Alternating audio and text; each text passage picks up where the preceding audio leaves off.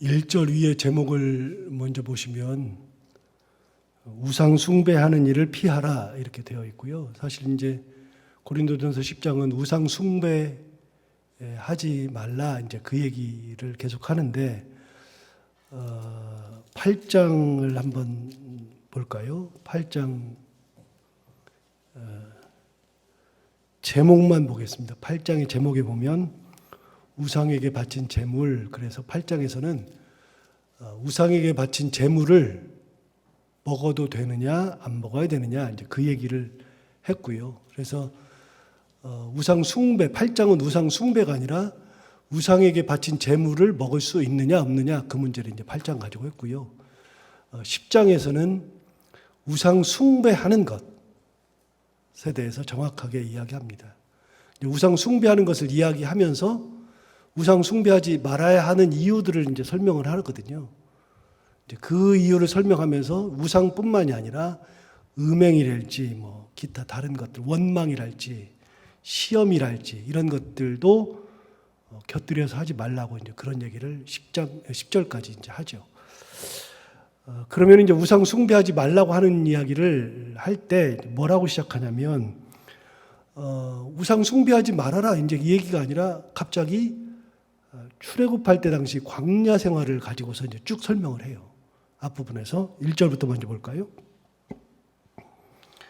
형제들아 나는 너희가 알지 못하기를 원하지 아니하노니 우리 조상들이 다 구름 아래에 있고 바다 가운데로 지나며 모세에게 속하여 다 구름과 바다에서 세례를 받고 다 같은 신령한 음식을 먹으며 다 같은 신령한 음료를 마셨으니 이는 그들을 따르는 신령한 반석으로부터 마셨음에 그 반석은 곧 그리스도시라. 이렇게 해서 이제 4절까지 무슨 얘기를 하냐면 광야 이야기를 합니다.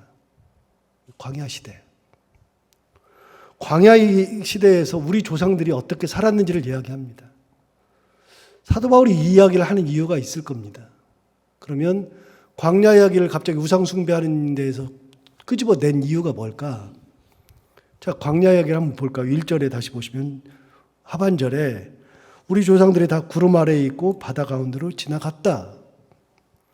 구름 아래에 있었다는 것은 구름 기둥 아래에 있었다는 것이죠. 그럼 구름 기둥 아래에 있었다는 것은 이제 불 기둥과 함께 항상 설명을 같이 하는 거지만 구름 기둥은 낮에 있는 것이고 밤에는 불 기둥이 있는 거죠. 사막의 기후, 광야의 기후는 낮에는 50도까지 올라가고 저녁에는 영하까지 떨어지니까 일교차가 한 50도 이상 납니다. 그렇기 때문에 무엇을 어떻게 입어야 될지를 모릅니다. 낮에는 다 벗고 살아야 되고 밤에는 껴입어야 되죠. 그런데 태국이나 베트남에 가면요, 거기는 날씨가 상당히 이제 더워요. 기본적으로 더운데 그런 데를 가면 태국의 아시아뿐만이 아니라 이제 베트남 이런 데뿐만이 아니라 이제 아랍 국가들도 가보면요 날씨가 굉장히 덥거든요. 이스라엘도 마찬가지입니다. 날씨가 굉장히 더운데요. 그런데 그 사람들은 겨울 돼 가지고서 한 영하로 떨어지는 게 아니라 5도, 7도 이렇게 떨어지면요 추워가지고 덜덜덜덜 떱니다. 우리는 5도, 7도 그러면은 뭐 괜찮잖아요. 영하로 떨어지지 않는 이상 괜찮잖아요. 근데 그 사람들은요, 5도, 7도 정도 되면 영하도 아닌데요. 엄청 떱니다. 더운 데에 몸이 익숙해져 있어가지고. 그렇게 되면은 막 옷을 껴입습니다. 영국 사람들도 비슷합니다. 영국은 영하로 떨어지는 날이 거의 없습니다. 겨울에도. 그런데 추워가지고 난립니다. 일교차가 높은 데 있는 사람, 날씨가 이렇게 기온이 높은 데 있는 사람들은요, 영하로 떨어지지만 않아도 엄청나게 추워합니다. 그런데 여러분, 광야는요, 50도까지 올라가다가 영하로 떨어질 때가 많습니다. 그러면 그 사람들은요, 밤이 되면 얼어 죽습니다. 진짜 얼어 죽습니다. 그래서 불기둥이 없으면 죽습니다. 불기둥은 하나님의 은혜의 표시입니다. 하나님이 내가 너희를 얼어 죽지 않게 하겠다라고 하는 표시입니다. 구름기둥은요. 구름기둥도 마찬가지로 은혜의 표시입니다. 한낮에 더워서 죽게 생겼거든요. 시원하게 만들어주는 하나님의 은혜입니다. 광야 생활을 이제 계속해서 나오지만 광야 생활은 모두가 다 하나님의 은혜 아니면 살 수 없는 곳이라는 겁니다. 자, 그래서 구름기둥 아래에 있었다. 두 번째, 1절 하반절에 보면 바다 가운데로 지났다. 이건 무슨 사건이죠? 홍해 사건이죠. 바다 가운데로 지나간 것을 이게 사람들이 할 수 있는 것이 아니니까요. 그거는 하나님의 은혜 아니면 안 되는 거죠. 자, 여기까지만 봐도 무슨 얘기를 하고 싶은 거냐면 광야 생활은 하나님의 은혜가 아니면 살 수가 없다. 하나님께서 은혜를 주시고 지켜주셔야만 광야 생활이 가능한 것이다라는 것을 이야기하는 겁니다.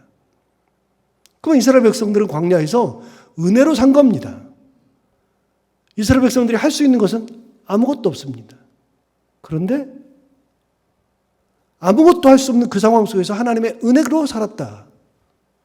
2절 볼까요? 모세에게 속하여 다 구름과 바다에서 세례를 받았다. 재밌는 얘기를 하죠. 구름과 바다에서 세례를 받았대요. 구름 이야기는 좀 지나고요. 바다 이야기.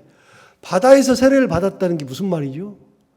이게 사도 바울이 가지고 있는 독특한 논리입니다. 사도 바울은요, 홍해를 건넌 사건을 세례 사건이라고 이야기합니다. 우리가 세례를 받을 때는 어떻게 받냐면, 이렇게 우리 장로교는 그냥 이렇게 물 이렇게 해가지고 이렇게 머리다 이렇게 하잖아요. 그런데 원래 세례는 그게 아닌 거 알잖아요, 우리 다. 어떻게 해요? 물속에 집어넣었다가 빼는 거죠. 그냥 집어넣었다 뺏기도 하고요. 침례교 같은 경우는 어떻게 하냐면요. 뒤로 넘어져요. 뒤로 넘어져요. 그럼 뒤에 옆에서 잡아줘요. 그래서 아예 그냥 뒤로 넘어지니까 코 같은 데 다 막히니까 어떻게 넘어지냐면 코를 막고 넘어진다고요. 여기 물 들어오니까. 코를 막고 넘어지면 넘어졌다 일어날 때 이제 일어났을 때 이제 세례를 줘요. 왜 물에 들어갔다 나오느냐? 물에 들어간다는 의미는요. 죽는다는 의미입니다. 여러분 물속에 들어가서 살아요? 죽죠. 물에 들어가면 죽고 물에서 나오면 사는 거니까 세례의 원래 뜻이 뭐냐면 죄인인 우리가 죄는 하나님의 은혜 가운데 죽고 의인으로 살아난다. 이게 세례의 본래 뜻입니다. 죄로 죽고 의로 태어난다. 세례를 받는다는 것은 나는 옛날의 죄인의 모습은 죽는다는 의미고 하나님의 은혜로 다시 태어난다는 것이 세례죠. 그러니까 세례의 기본 뜻은요, 죽어야 되는 겁니다. 죽고 살아나야 되는 거죠. 그럼 홍해 사건을 사도 바울이 가지고 있는 독특한 논리가 뭐냐면 홍해 사건이 왜 세례가 되느냐? 홍해 물속으로 들어갔기 때문에 이미 죽었어요. 이스라엘 백성들은 홍해를 지날 때 이미 다 죽은 겁니다. 과거 이스라엘 백성들이 가지고 있었던 애굽에서의 삶, 애굽에서의 그 정체성, 그들이 가지고 있었던 종십, 그런 노예 근성, 이런 것들 전부 다 거기서 죽고, 홍해를 건너면서 죽고, 홍해를 나오면서 다시 태어나는 겁니다. 그러니까 이스라엘 백성들은 하나님의 은혜 가운데에 세례를 받은 겁니다. 홍해에서. 이게 사도 바울의 독특한 논리입니다. 어느 누구도 생각해 보지 않았는데 사도 바울만 이 얘기를 합니다. 홍해 사건은 세례 사건이다. 세례를 받는 것은 의인으로 다시 태어나서 구원받은 존재가 되는 거잖아요. 역시 하나님의 은혜로 되는 거죠. 3절 볼까요? 다 같은 신령한 음식을 먹으며 다 같은 신령한 음료를 마셨다. 그랬어요? 그러면 신령한 음식을 먹고 신령한 음료를 마셨다. 그건 무슨 말이죠? 만나 사건 얘기하는 거고요. 그 다음에 광야에서 반석에서 물을 터뜨려서 마신 사건이죠. 이거 역시도 사람이 할 수 있는 것이 아니죠. 그래서 제가 시편 78편을 가끔 인용하는데요. 시편 78편 23절에서 25절 보면 거기 뭐라고 나오냐면 이렇게 얘기한다고 그랬죠. 하나님께서 그들에게 만나를 비같이 내려 먹이시며 하늘 양식을 그들에게 주셨나니 사람이 힘센 자의 떡을 먹었으며 그가 음식을 그들에게 충족히 주셨도다. 이게 시편 78편의 얘기인데요. 시편 78편에서 뭐랬냐면 인간이 하늘 양식을 먹었대요. 사람이 힘센 자의 떡을 먹었대요. 만나가 사람 거 아니잖아요. 키울 수 없잖아요. 양처럼 뭐 내가 길러가지고 양을 잘 키워가지고 잡아먹는 거 아니잖아요. 사람이 만나를 어떻게 할 수가 없어요. 아무리 어떤 사람이라 할지라도 만나를 키워 먹거나 뭐 재배하거나 그게 불가능한데 하나님께서 그것을 하셨단 말이죠. 하늘 문을 여시고 하늘 양식을 내려주셨다. 하나님 거라는 얘기예요. 하나님 거를 주신 거예요. 그러니까 광야 생활할 때 이스라엘 백성들은 하나님 걸 먹고 살았습니다. 자, 보세요. 하나님께서 불기둥을 주셔가지고 이스라엘 백성들이 얼어 죽지 않게 했어요. 구름기둥을 주셔가지고 더워서 죽지 않게 하셨어요. 홍해를 건너서 다 죽였어요. 죽었으나 다시 살리신 분이 하나님이세요. 하나님께서 하늘의 양식을 주시고 반석을 터뜨려서 물을 주시고 거기 있는 사람들은 단 한 명도 해결할 수 있는 사람이 없었죠. 모세도 그게 안 되죠. 그거를 이스라엘 백성들, 우리 조상들이 먹었다. 자, 우리 조상들이 그 생활을 하면서는 자기들이 한 것이 아니라 하나님이 다 했다. 여기까지. 그 얘기를 꺼냈는데 그 다음 얘기가 이제 중요한 거예요. 이제 5절부터가 중요한 얘기입니다. 5절에 뭐라 그랬느냐? 그러나 그들의 다수를 하나님이 기뻐하지 아니하셨으므로 그들이 광야에서 멸망을 받았느니라. 다수가 멸망을 받았다는 겁니다. 하나님께서 기뻐하지 않으셨다는 거죠. 자, 보세요. 하나님의 세례를 받았어요. 은혜를 받았죠. 하나님께서 주시는 음료를 마시고 음식을 먹었어요.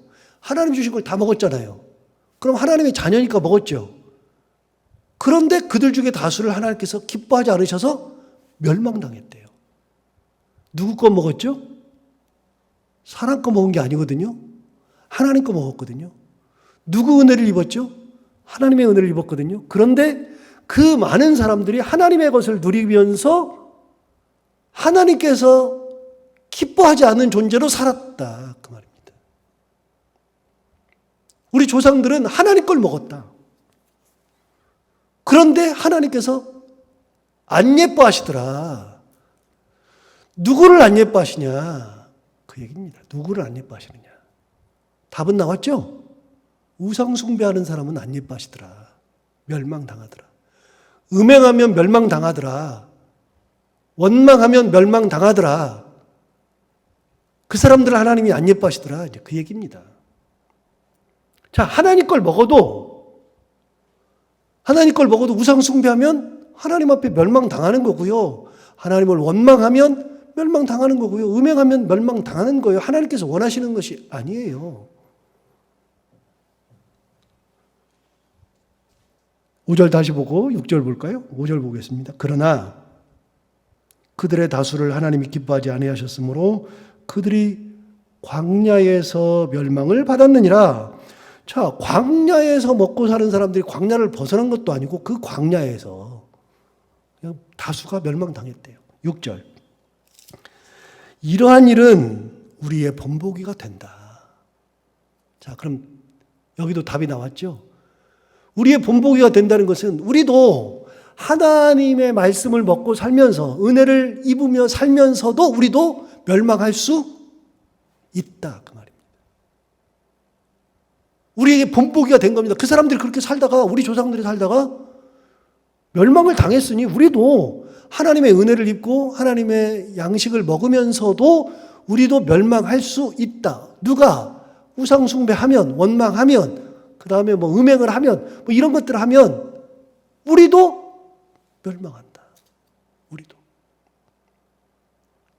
6절 다시 볼까요? 이러한 일은 우리의 본보기가 되어 우리로 하여금 그들이 악을 즐겨한 것 같이 즐겨 하는 자가 되지 않게 하려 합니다.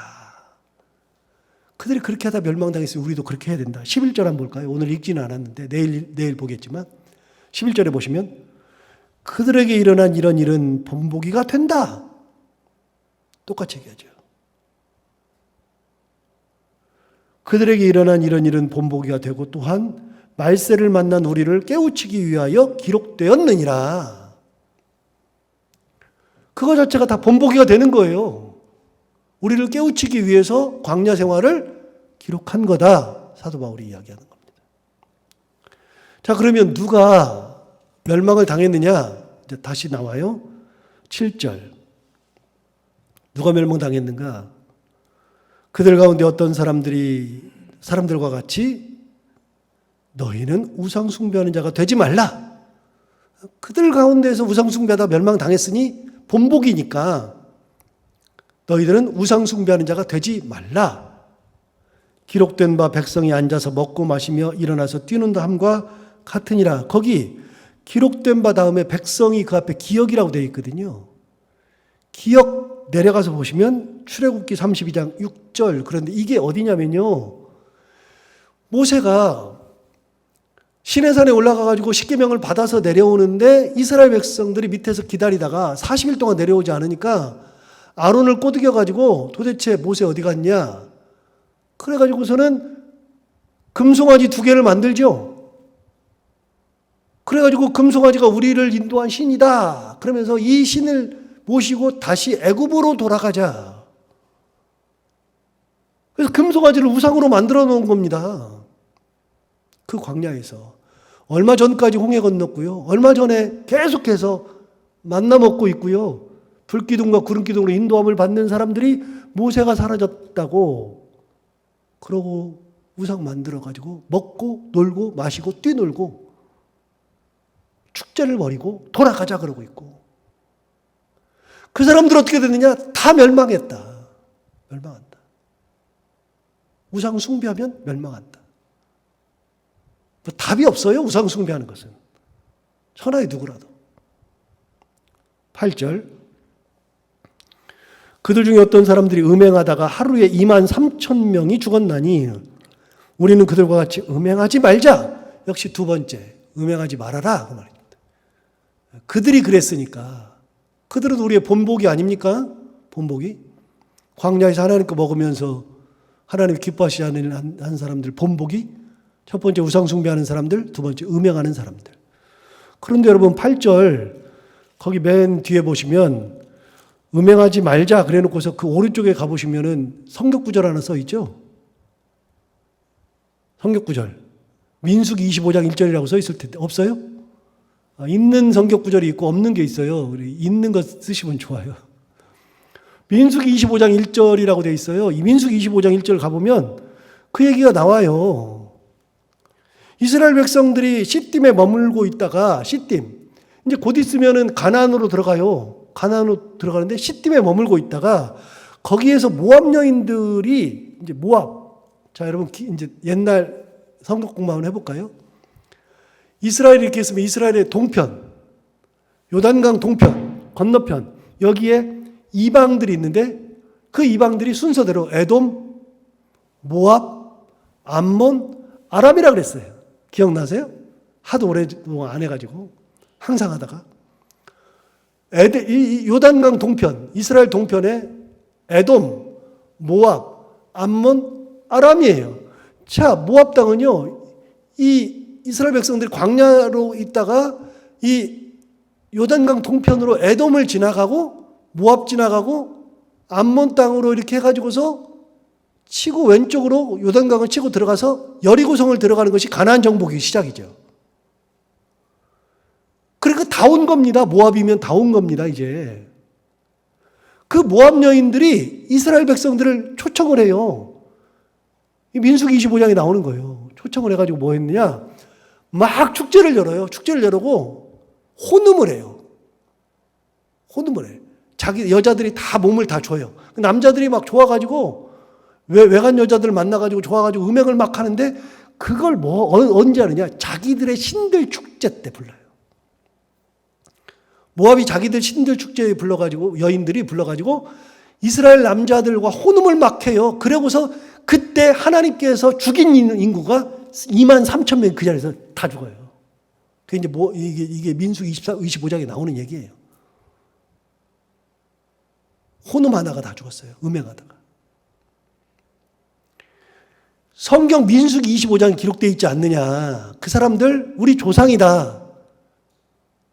그런데 우리 조상이 그렇게 우상 숭배하는 여인들과 혼음하다가 음행하다가 2만 3천 명이 죽었느니라. 그들이 우리의 본보기가 된다. 그러므로 뭐 하지 말라고요? 음행하지 말라고요. 하나님이 원하는 게 아니니까. 원하는 게 아니니까. 9절 볼까요? 9절에 보시면 그들 가운데 어떤 사람들이 주를 시험하다가 뱀에게 멸망하였나니 우리는 그들과 같이 시험하지 말자. 이제 뱀 얘기가 나오는 얘기죠. 뱀에게 물리고 뭐 노뱀 나오고 뭐 구리뱀 나오고 뭐 이런 얘기 나오죠. 뭐 설명 안 해도 뭐 다 아는 거니까. 하나님을 시험하다가 멸망한 사람들이 있더라. 쓸데없이 시험하다가. 안 죽겠지, 괜찮겠지, 막 그러면서 시험하다가 죽은 사람들이 부지기수예요. 그래서 결국은 하나님께서 모세를 통해서 노뱀을 세우라 그랬죠. 구리뱀을. 그걸 쳐다보는 자는 살고 쳐다보지 않는 사람은 죽고, 거기서도 마찬가지예요. 쳐다보라 그랬으면 쳐다봐야지. 지가 안 쳐다보다가 죽은 사람들도 있어요. 우리 조상들이다. 시험하다가 죽은 사람들도 있더라. 네 번째 10절. 그들 가운데 어떤 사람들이 원망하다가 멸망시키는 자에게 멸망하였나니 너희는 그들과 같이 원망하지 말라. 너희는 그들과 같이 원망하지 말아라. 원망하다가 죽은 사람들도 있더라. 자, 7절부터 다시 볼까요? 7절부터 보시면 제가 강조해서 읽어볼게요. 강조해서 읽어보면 대목이 있어요. 7절. 그들 가운데 어떤 사람들과 같이 너희는 우상 숭배하는 자가 되지 말라. 8절. 그들 중에 어떤 사람들이 음행하다가 하루에 2만 3천 명이 죽었나니 우리는 그들과 같이 음행하지 말자. 9절. 그들 가운데 어떤 사람들이 주를 시험하다가 뱀에게 멸망하였나니 우리는 그들과 같이 시험하지 말자. 10절. 그들 가운데 어떤 사람들이 원망하다가 멸망시키는 자에게 멸망하였나니 너희는 그들과 같이 원망하지 말라. 뭔 말하고 있어요? 우상 숭배하지 말라. 음행하지 말자. 시험하지 말자. 원망하지 말아라. 하나님께서 원하시는 것이 아니다. 여러분, 망하는 길은 간단한 거예요. 우리가 망하는 것은 간단한 거예요. 하나님이 원하지 않는 거, 싫어하시는 거, 그거 하면 그냥 망하는 거예요. 그냥. 인생 망하는 것이기도 하고, 집안 망하는 길이기도 하고, 교회가 망하는 것도 간단한 거예요. 교회가 망하는 것도. 그래서 몇 번 말씀드리고, 항상 말씀드리지만, 가장 좋은 교회는 하나님의 은혜 가운데 사는 교회. 은혜가 있는 교회, 하나님께서 원하시는 것을 기쁨으로 하는 교회. 망하는 교회는 간단한 거예요. 하나님이 원하지 않는 것을 하는 교회, 싫어하는 것을 하는 교회. 좋고 나쁜 교회는 그게 기준이지 다른 것이 기준이 없어요. 그거 하다가 다 망한다. 그들이 다 본보기가 되었다. 그러지 말아라. 우리 하나님이 원하시는 일만 하고 하나님께서 기뻐하시는 것을 기쁨으로 감당할 수 있는 그런 믿음의 삶이 다 되기를 바랍니다. 기도하겠습니다. 하나님 아버지 감사합니다. 오늘 아침에도 우리를 깨우쳐 주셔서 감사합니다. 사도 바울이 말한 것처럼 죽었던 사람들, 멸망했던 사람들은 이방 사람들이 아니라 광야에서 하나님의 은혜를 입었던 사람들입니다. 하나님의 은혜를 실컷 입어놓고 그래놓고 하나님께서 싫어하는 일을 하다가 멸망당한 사람들, 우상숭배하던 사람들, 음행하고 시험하고 원망하던 사람들, 하나님께서 주시는 것을 먹다가 멸망당했는데 하나님 아버지 그들이 우리의 본보기가 되듯이 우리가 혹시 그들처럼 그렇게 하다가 멸망하지 않도록 우리의 삶을 지키시고 우리의 가정도 지키시고 우리의 교회도 하나님의 은혜 가운데 지켜주시는 놀라운 은혜가 있게 하시고 다른 거에 마음 쓰지 아니하고 하나님께서 기뻐하시는 것에 마음 쓰며 살아가는 저희들이 다 되게 하여 주옵소서.